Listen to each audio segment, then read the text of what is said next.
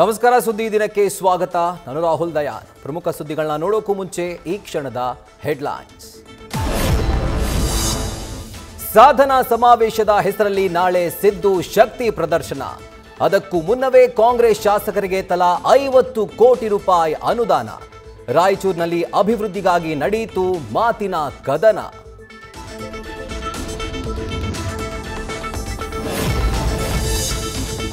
ಬಿಕ್ಲು ಶಿವನ murder case, ಶಾಸಕ ಭೈರತಿಗೆ ಸುತ್ತಕೊಳ್ಳುವ ಸಾಧ್ಯತೆ. ಎಫ್ಐಆರ್ ರದ್ದು ಕೋರಿದ್ದ ಅರ್ಜಿಗೆ ತಡೆ ನೀಡಿದ ಹೈಕೋರ್ಟ್. ರಕ್ಷಣೆಗೆ ನಿರಾಕರಣೆ. ನಾಳೆ 11 ಗಂಟೆಗೆ ವಿಚಾರಣೆ. ಬಂಧನ ಭೀತಿಯಲ್ಲಿ ಮಾಜಿ ಮಿನಿಸ್ಟರ್.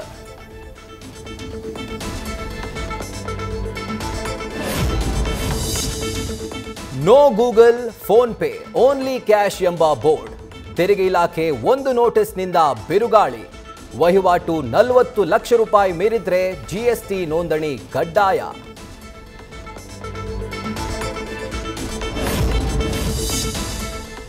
ಎಂಗೇಜ್ಮೆಂಟ್ ಅದ್ದೂರಿ ಸೆಲೆಬ್ರೇಷನ್ ಬಳಿಕ ಮೋಸದ ಚರಿತ್ರೆ ಓಪನ್.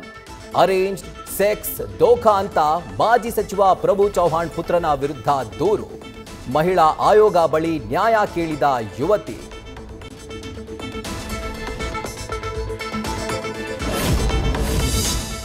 ಸಾಲ ಕೊಡಿಸುವ ನೆಪದಲ್ಲಿ ಕೋಟಿಯ ವಂಚನೆ ಟೋಪಿ. ಕಾಂಪೌಂಡ್ ಹಾರಿ ಖತರ್ನಾಕ್ನ ಸೆರೆ ಹಿಡಿದ ಪೊಲೀಸರು. ಮನೆಯೊಳಗೆ ನುಗ್ಗಿ ಬೆಕ್ಕಸ ಬೆರಗಾದ ಅಧಿಕಾರಿಗಳು.